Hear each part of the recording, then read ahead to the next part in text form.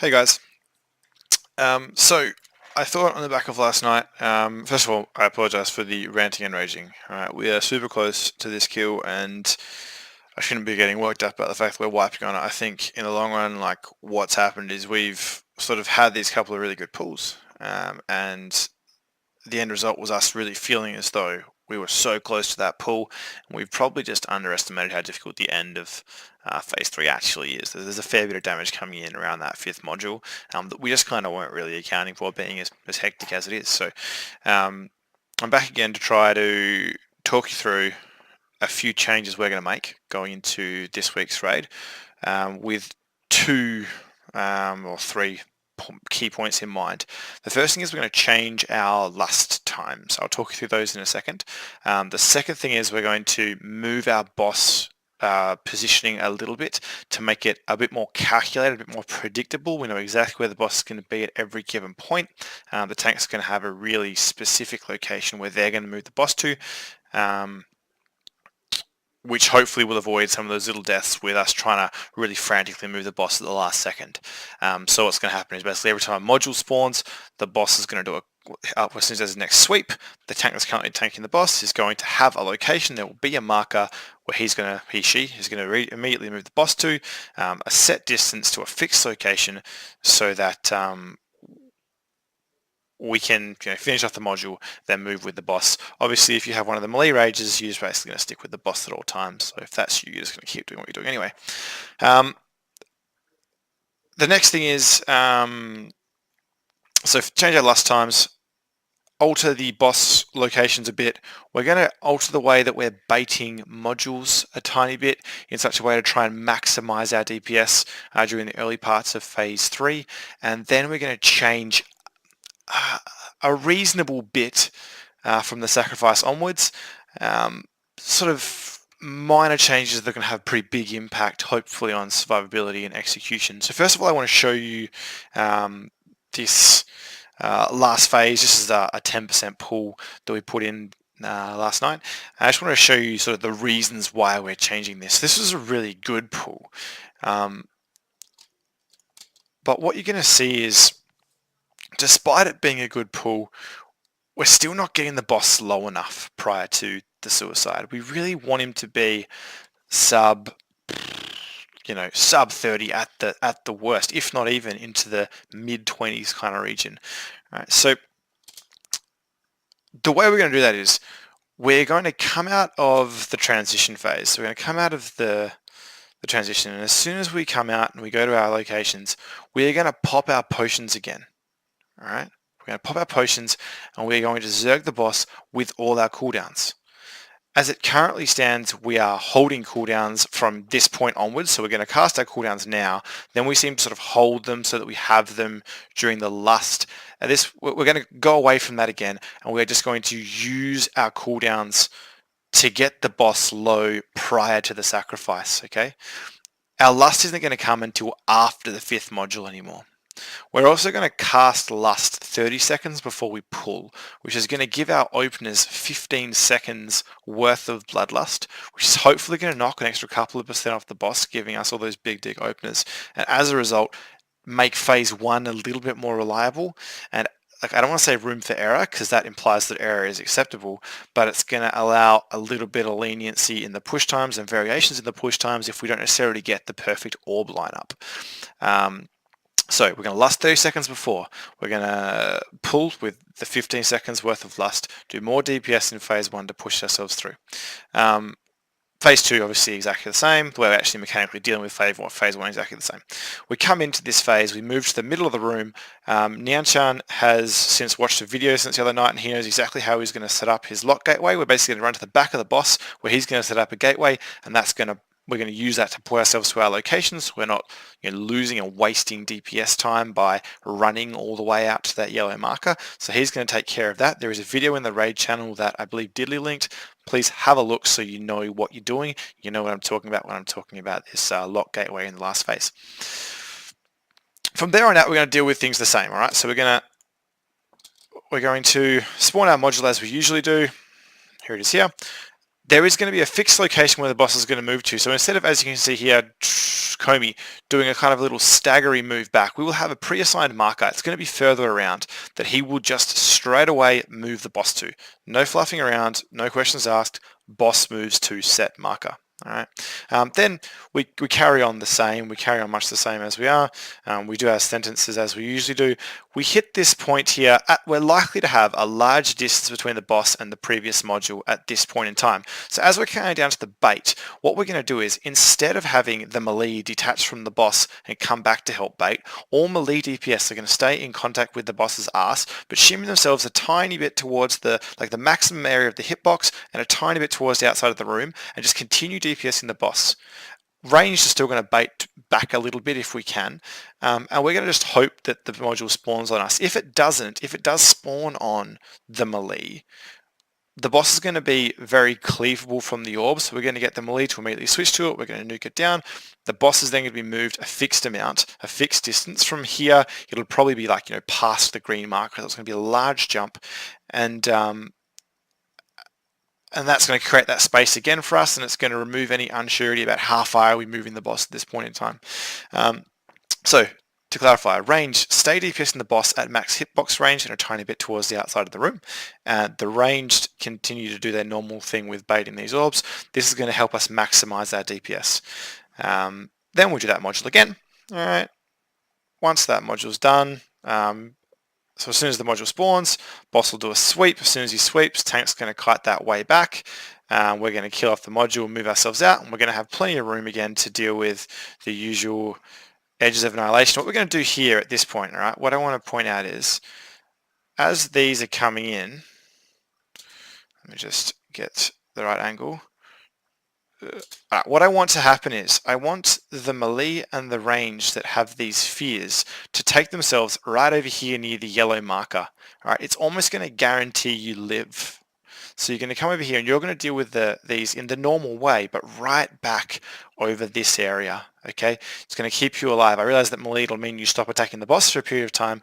We're okay with that. That also means if you're a healer who has a rage, I'd like you to go over that way as well, because it means that you're going to be able to help heal those people, keep them alive, and the whole point is to keep people alive for longer to get more boss damage in, all right? As soon as they go off, those people with those rages are going to move back to their normal positions, all right? If you are confident doing what I think this is Fox here is doing, and I think that's Kekes, and standing in the middle of the room and dodging, by all means, that is totally cool. You are more than welcome to do that. I have no problems whatsoever. As you can see here, Kez goofed it and she's had to turtle. She's probably still going to die anyway. But then we're going into the bait time again. And once again, see how there's a nice big distance between the boss and the previous module. Melee are going to stay in contact with the boss at his max hitbox range and moving towards the outside of the room a little bit without clipping a rage if there is one. And then the range guys are going to move back and bait away from the group. If the module spawns back on, so right now what we'd be seeing is a ranged pile here and a melee pile here. If the module does spawn back here on the range, any melee that are mobile, I would still like to get out here and DPS it, all right, to help get that down nice and quickly to maximize our space. If you are not very mobile, or you're going to lose a lot of DPS from moving yourself off the boss, don't bother, okay? Again, we'll have a fixed location. At this point, it'll be beyond the tree, just a bit past the skull, and the bosses are going to be moved to that. We're then going to go on and deal with our Edge of Annihilations again, and as we deal with our Edge of Annihilations, range are going to do a similar thing. These rages, they're either going to take themselves right out here and deal with the dodging as, I can't see who that is, but that person over there, and I think that's a Soli as well. They're going right over to the other side and they're dealing with the Edge of Annihilation over there in a really safe location where they're not impeding on us and they're keeping themselves alive, all right? That's the goal there. And again, if you're confident dodging, do your little dodges. If you're not confident, don't. I mean, like at the end of the day, we've lost Fox again here. Not that it's a huge deal at this point. We're so close to the suicide anyway, but it means he's probably not going to die on the suicide stack point, and it's going to make his life a bit harder on the res. So then, when we stack up for our suicide, it's going to be very similar to what we've been doing, and we're going to do the res as per usual. Now, I just want to point out, we know what we're doing from here. We're going to do the res, we're going to come up. There's no longer going to be a lust immediately here, okay? That lust isn't going to be up. We're just going to carry on doing our thing, executing this well. At this point, as soon as the boss gets moved out of this, again, it'll be a big move to create space. The tank is now going to take the boss and face him into the wall. And what that's going to allow for is when this next Sargeras gaze comes out.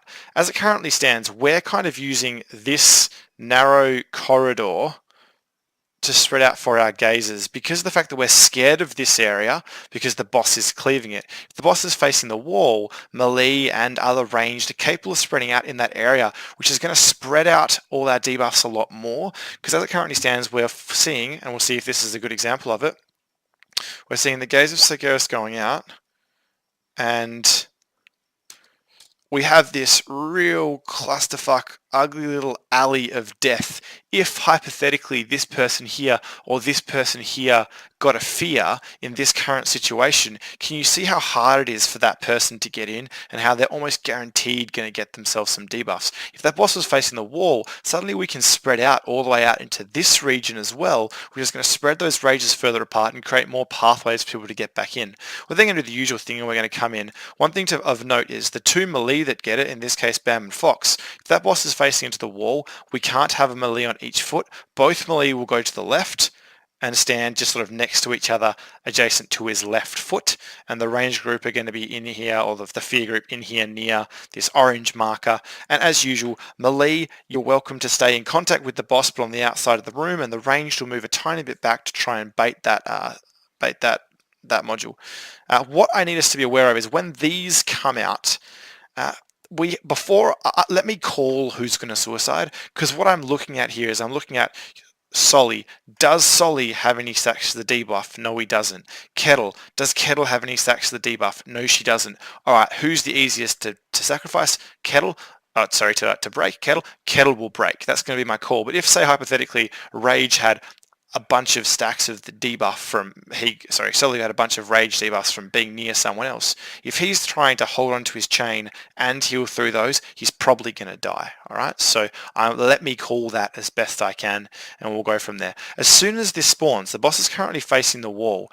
The tanks are going to allow him to have one more cleave, and as soon as he cleaves, the boss is going to be moved a big distance, like basically all the way over here to the red marker, and the two melee with the rage are going to move with, and they're going to move to the left side of the boss, and the boss is going to get faced into the wall, and that's going to where he's going to stand until he dies. And then everyone else, we just do the usual thing, we blow up this module, and then we move on.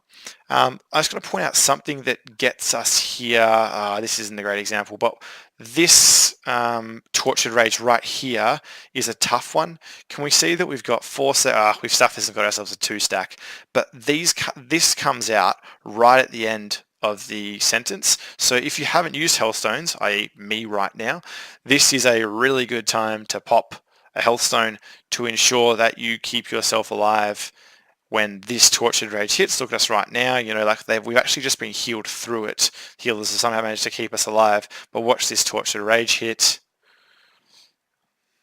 Boom. One person dropped. I was lucky I didn't drop, and suddenly the healing gets a whole lot harder. All right, so make sure that we're doing a good job to keep ourselves alive there. On our 5% wipe, that was the Tortured Rage that got us. And the way with the new lust times it'll work is right now, we will be lusting and burning the boss into the ground, and the only mechanic we have to deal with between now and the boss dying is spreading out for this gaze of Sargeras. And again, because that boss is going to be faced into the wall at this point with the 2 rage melees on this side of the boss, it gives us a bit more room to effectively spread out.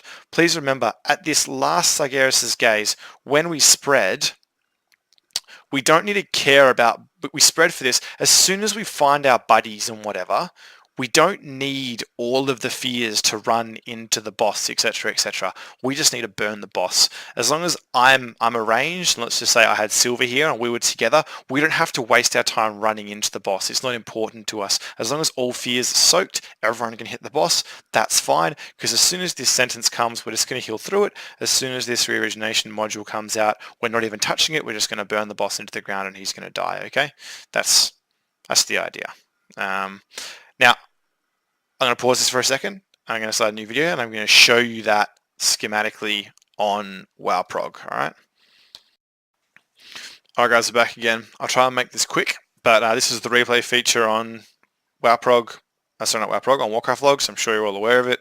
It allows me just to sort of look through and see what people are doing at exact times. Once I had a look through this last night and got ourselves some really good ideas for positioning the boss and movement related stuff. So let me just quickly talk you through this.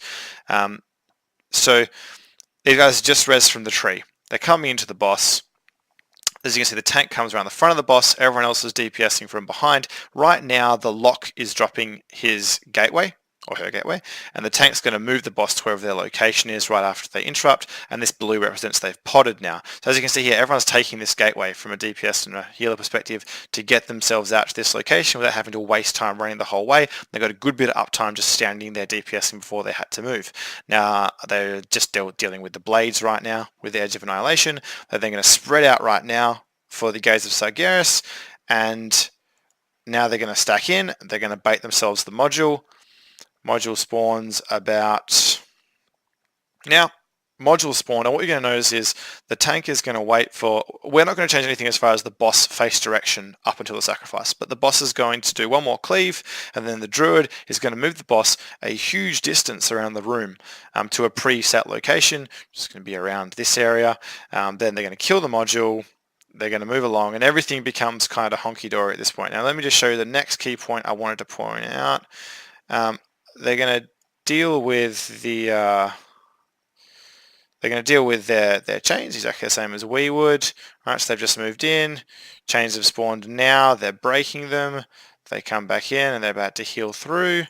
All right, so right now what you can see they're doing is the ranged DPS are moving back towards the previous module to bait, but as you can see the melee are going to stay up close to the back of the boss so they can continue DPSing him, and then they're just going to see where the module spawns, okay? So range has moved back, melee are close, still hitting the boss. They're hoping probably that the module spawns back here on the range. In this particular example, it's really hard to see, but the module has spawned under the melee. The tank again is going to wait for one scythe. There's the module just there. Alright, as you can see everyone's on it, but they're cleaving hard because it happened to spawn close. There's the scythe. Tank's now going to do a great big move, and if you looked at our exact room and how we deal with it, he's going to move it to the green marker at this point right now, so this is going to move it on to the green marker. They spread out for the new Sargeras' Gaze.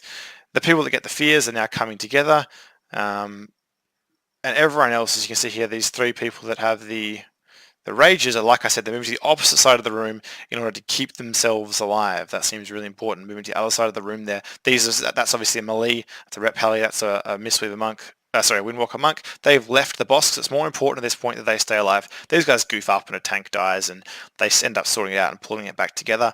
But that was the next big thing I wanted to point out. Now, a tank's going to res and pull the boss back into a smart location. They've just baited an orb. The only reason they seem to have done it this way was because of the fact that the boss was running around doing, stupid things. So they just stacked up and baited that module. They then kill it.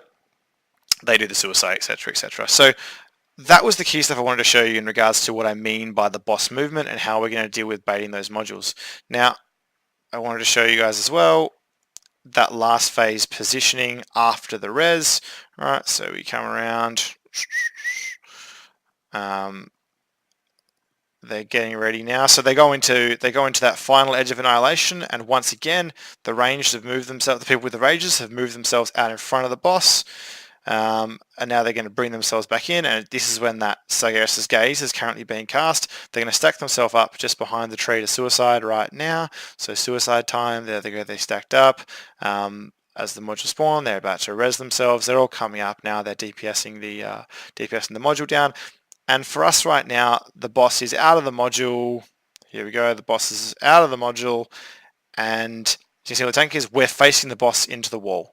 All right. That's how we're dealing with it. And we're nuking it down really hard. All right.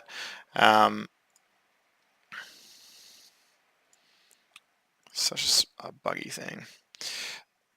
So now, nuking it down. And what you're going to see here is in a second, they're going to spread out again for new Sargeras' Gaze. Hopefully. Alright, Tortured Rage. So right now, they've spread out and they've just got Sargeras' Gaze. So you see, we previously would have spread our group out in this little alley right here. But you can see because the boss is facing the wall, it opens up so much more of the room to spread out with. The rages, as a result, become much more spread out and people are going to be able to move through. And what you're going to see is the two melee, the Ret and the Fury Warrior, are going to position themselves on the forward side of the boss, understanding he's facing the wall, so they're going to position themselves here, and the rest of the fears and everyone else, they're going to tuck in back on the back side of the boss like so, and the ranged rages just stay in the middle of the room. So as you can see, this rat's now coming in. He's going to position himself in such a way that he can hit the boss. Module just spawned.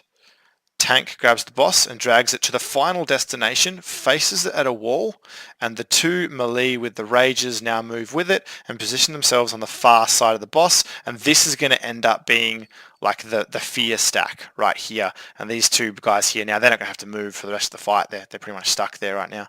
All right, as you can see here, they're about to lust. Boss is currently at 16%.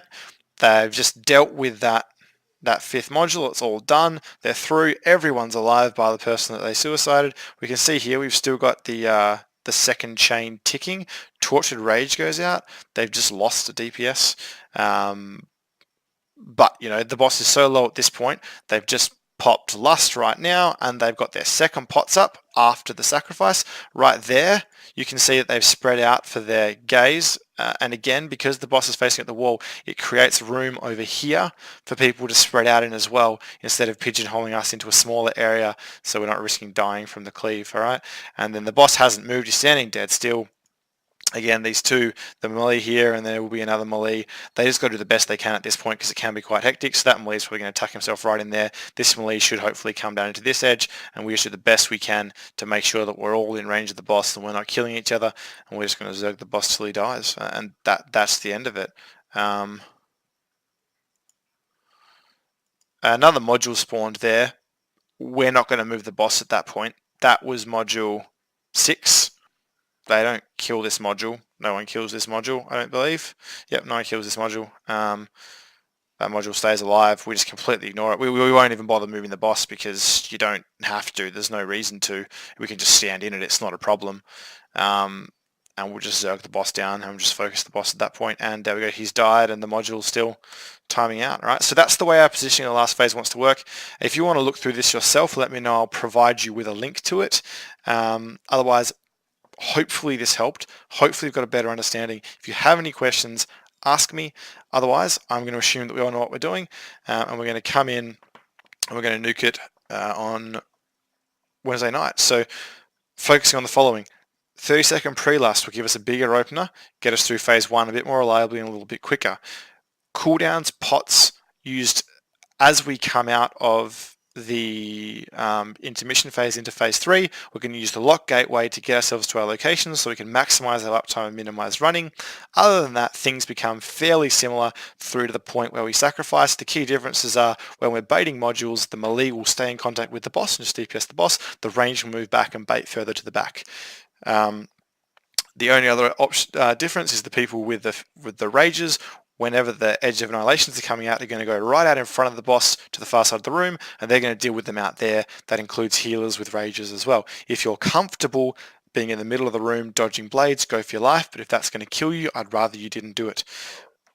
We do our suicide, and towards the end of the boss fight, again, boss is going to be faced towards the outside of the room. Rages are going to be on the far side of the boss. Every time a module spawns, boss gets moved until we get to the final location where we're going to stand there. We're going to zerg it, and hopefully that gets the job done. Peace out.